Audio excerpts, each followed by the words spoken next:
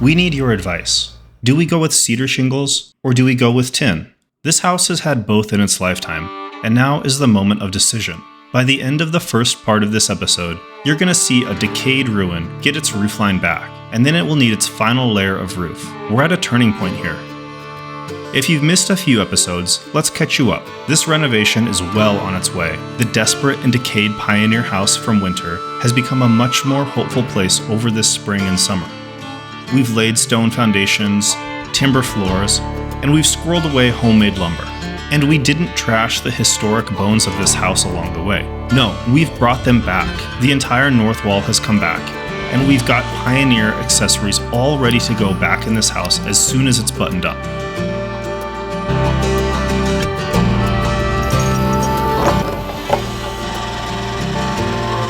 Perfect.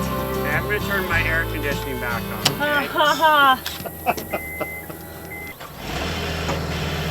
Today is all about architecture. When this roofline is up, 100% of the architecture of this place will be decided. Simple as a one-room cabin is, though, it is not simple to recreate. Try perfectly matching up an 1889 relic of a wall with 3 brand new walls, all made from rough-sawn homemade lumber. Yeah, it's not that easy. Well, we've hit a hitch in the plan. It's not totally unexpected, but we just can't seem to figure out how to solve this one. So I'm going back to measure some more. Nothing really worked how I thought it was going to work. So basically the problem is this north wall, the original wall, is not square. It's not really level, which isn't a shocker. I'm sure it was built not very square. But that creates a problem when we try to put a roof on it. We test fitted one of the trusses and it wasn't right. We used one of the old ones as a template, and you know, if you just get off even by an eighth in one of your angles, by the time you get, you know, to the end of, you know, the bird's mouth of the rafter is, everything's off. It's not the right pitch, which wouldn't be a problem except when you're doing a roof and trying to get the roof line right. It really has to be level. It has to all be the same. So you can't suddenly have it dip. So that's the problem we're trying to solve. We're not sure how we're gonna do it. Yeah, we're gonna have a good think on it.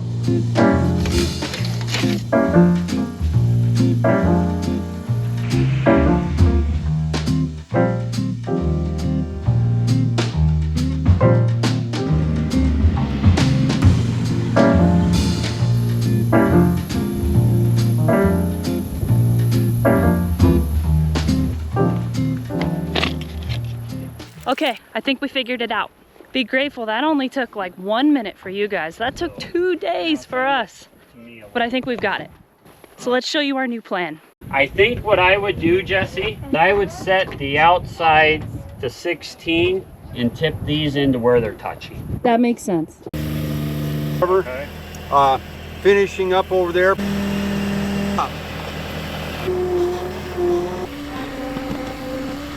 This. Okay, to solve that setback, Robbie had to sawmill skinny, long shims for the top plates in order to level up the walls to match out the out-of-level original wall. A small concession to history, but worth it. Jesse and our friend Brad recut every top notch of the rafters to get a steeper, perfect angle for the roof. Then they remeasured the bird's mouth distances. Yeah, pretty slow. But we're cruising now. We need to get 9 trusses up on these walls, then check them, then screw them down. We have some hurricane straps on order, but remote Montana and rough-sawn lumber sizes make for a long wait. Just know we plan to do that too.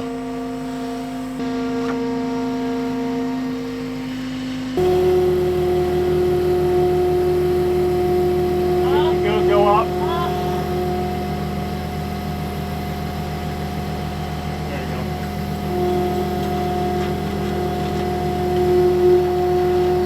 Got it, Jesse? Yes.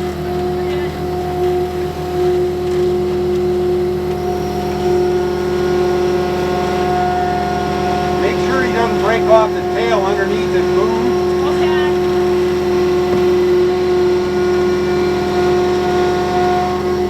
Screw in. Jesse, why aren't you playing some magic music? enjoying the show? Yeah, this is great. So I'm gonna move it to 24 and I'm gonna see if you can hold it for me, Brad. Okay. Okay. All right, I'm gonna do the chain, finish this up.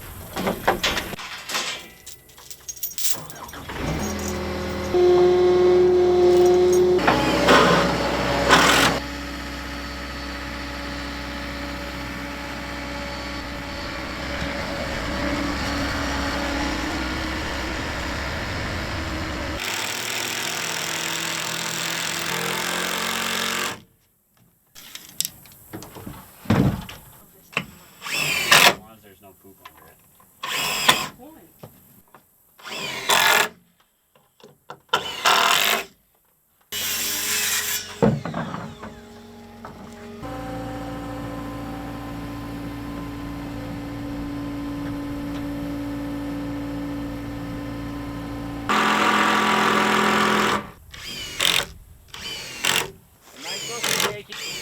It's perfect. Trouble with putting these screws in your mouth, every now and then you swallow one.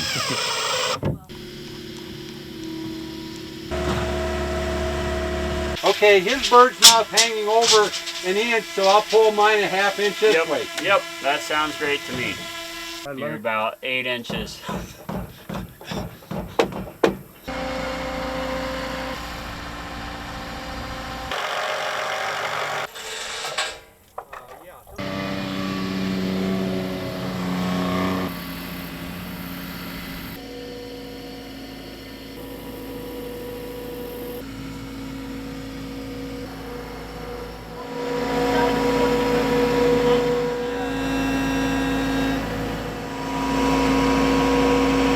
Okay, I'm right at the bird's mouth. Okay, and I've got an inch over here. Okay, so go a bit.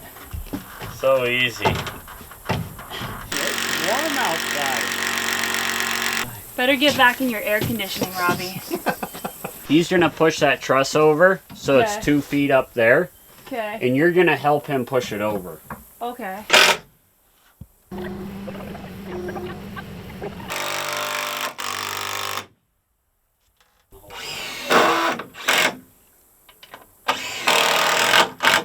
And you push it your way, or push it south, right there. Don't, it's not over yet. That was a multi-person job. That was not something. That's been hard to do by you. Yeah. I think I told Robbie, like, Robbie, just go, can you just go do the trusses and just get it done? I had no idea. I think it looks great. Yeah. That's huge getting that up. That is.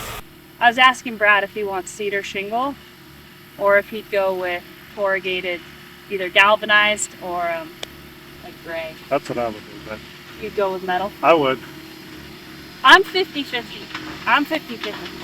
But And then the rest of it can be as antique and stuff as you want, but if the roof is, yeah, I mean, that's just me. They could take that much away. I just don't know if you'll look at it and be like, well, But Robbie might have a different they missed point a of trick. view. Robbie, metal or cedar? Which one? I put it up metal if you put it up cedar. Clayton, what would you do? The roofline is a major success, and we're back at our starting question. What do we cover the roof with? Cedar is beautiful, but a fire danger. Metal isn't as historic, but it's a tough option in our harsh Montana climate. Let us know what you think in the comments, and we're gonna order something this week. Okay, so I want to take some measurements to see if we do go with cedar shingle on this roof, which is a debate, whether we go with cedar or whether we go with metal. If we go with cedar, which is the original material they used on this house, I need to calculate how many squares it's going to take. A square is 4 bundles. Each bundle's 25 square feet, so a square of cedar shingles should be 100 square feet. But I need to do some math. Given the pitch of this roof, I think I can just measure this truss and we'll at least be close. So let's do it. I measured all the way from this bird's mouth with the little tail, and that's 129 inches. So I'm going to do some calculations and see how many square feet of shingles it would take and what the price of cedar shingles is at the moment, because it's, well, post-COVID, it's been super high. So we'll see. Let's do some math.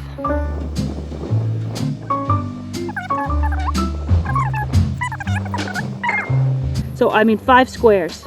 Let's make some calls and see what that costs. Photo number, this is Tara. How can I help you? Hi, I was wondering if I could get a rough price on cedar shingles.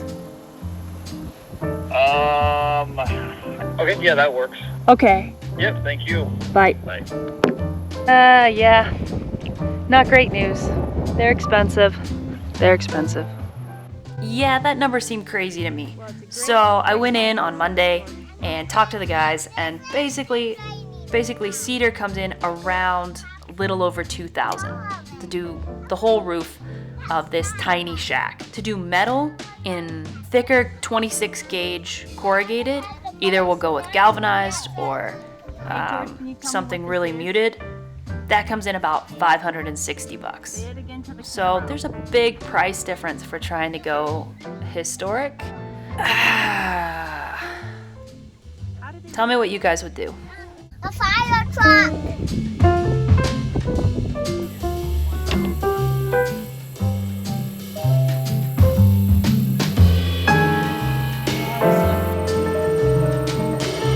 Eagle-eyed viewers may know that the skid steer we used to put up all these trusses is not the same as our one from before. That's because we talked our family into selling theirs, and we sold ours in order to go in together on a bigger, better model. The kicker is Robbie had to go all the way to Bellefouche to get it, and the Sturgis bike rally was in town that day. He survived, and it's good to have him back home, back to making hay calls and deliveries. With the garden in full swing, mornings together on the porch are a summer perk, and one we try not to squander. Having a skid steer with a door, well, this is pretty fancy for us. Something to get used to.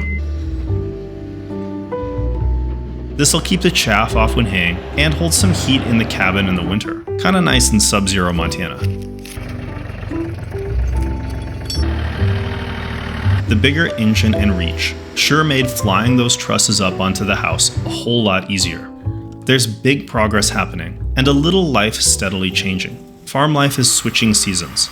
But before we switch gears to the big crop harvest, it's time for next steps on this house.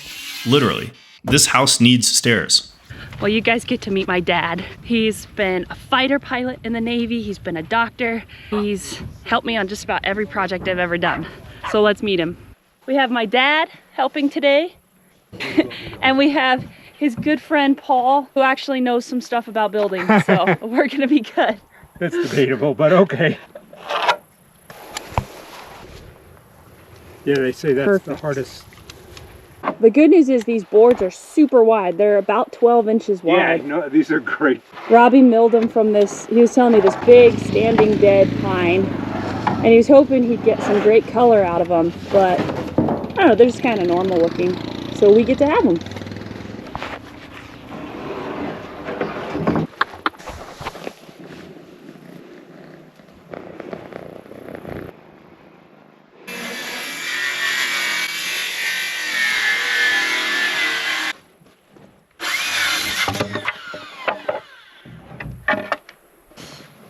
I think I want to save this one for steps. 4 foot. And we don't want to. I was thinking maybe, yeah, like 3 or 4 stringers. Yeah, 3 is, I think, all. 3 is probably enough. Just enough so we don't have to make the flying leap Yeah. to get in. Eventually, I'm hoping it'll be big stone slabs. Yeah, that's why that's- it'd be great. But until we have, we gotta be able to get equipment and ladders in, so we don't want to build it yet. As we're working on the stairs, a friend drops in to check on Robbie swathing the green peas. A windstorm thrashed everything last night, so we'll see what we have in the end. So like an 8-inch rise? Yeah, I think 8 inches would be good. Recite some of the poetry, So in addition to his many other talents, my dad is a poetry master. We can do whatever. So he's gonna recite one of his favorites for us as we work. Okay, so this is the shooting of Dan McGrew. by Robert Service. A bunch of the boys were whooping it up at the Malamute Saloon. The kid that handles the music box was hitting This the one will be jag 7 time, too. inches, Christian. When out of the night, which was 50 below, and into the din and glare, there stumbled a miner fresh from the creek's dog, dirty and loaded for bear.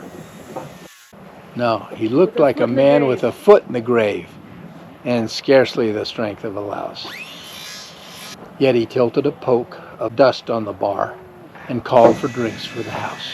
There's men who somehow just grip your eyes and hold them hard like a spell, and such was he, and he looked to me like a man who'd lived in hell, with a face most hair and the dreary stare of a dog whose day is done. He watered the green stuff in his glass, and the drops fell one by one. And I got to wondering who he was and figuring what he'd do, and I turned my head, and there watching him was a lady who's known as Lou. There it is. His eyes went rubbering around the room, and he seemed in a kind of a daze, till at last that old piano fell in the way of his wandering gaze. The ragtime kid was having a drink. There was no one else on the stool, so the stranger stumbled across the room and flopped down there like a fool. In a buckskin shirt that was glazed with dirt, he sat, and I saw him sway. And he spoke, and his voice was calm. And boys, says he, you don't know me, and none of you care a damn. But one of you's a hound of hell, and that one is Dan McGrew. I'm gonna go grab some stones to put the feet on. Yes. I'll go see what I can find.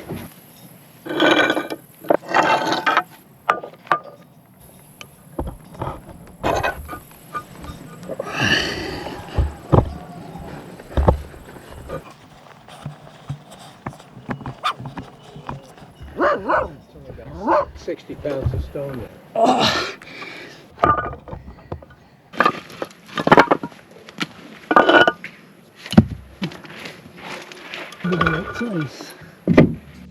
Nowadays, You need to get a picture of the architect in the chair. Oh, okay. I will be sure to get that. supervisor, the inspector. Yeah. Inspector Gadget.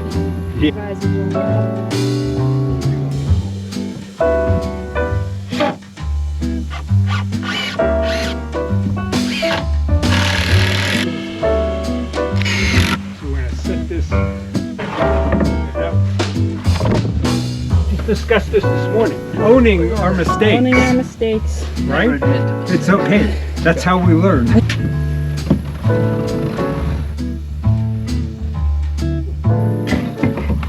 I gotta dig down for that stone, don't I?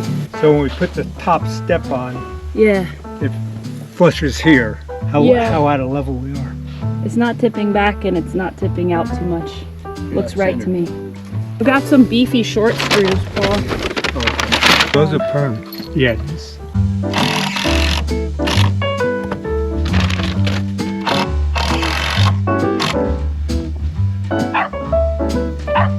Okay, well, I hate to do it, but I do. I gotta go get kids. Okay. Go. I'll be excited for the surprise. Bye. Bye, guys. Oh, it'll be a surprise. Mom. Here we go. Dinner in the field is a harvest time treat. When the combine comes out of the shop to start cutting the crops, well, life stops to focus on that.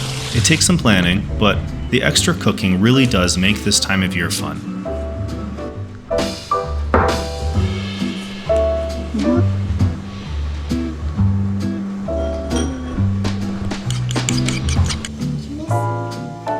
This dinner started days ago with an early 5 a.m. start where Jesse and the kids canned peaches. Preserving food for winter is a normal pastime in Montana, but less and less people do it these days.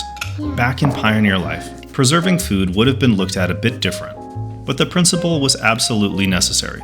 Food only grows here during a short, warm window. Summer harvests have to be stored for the long winters. For us, that involves canning.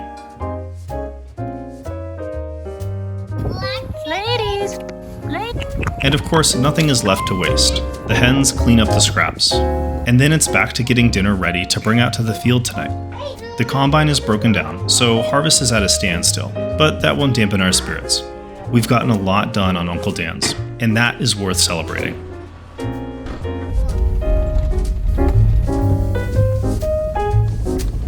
Dinner's ready. Let's eat. Let's eat.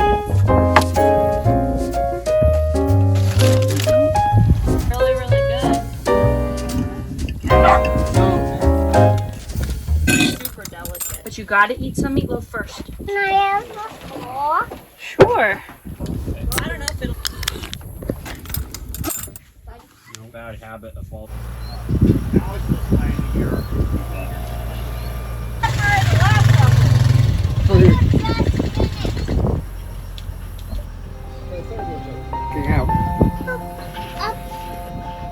The final gable on the south wall is the last bit to do, but everything will hold until next episode.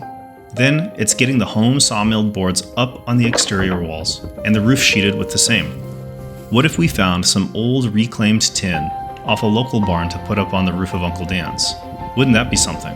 We'll make some calls. The project is marching forward. Hope to see you all in the next one.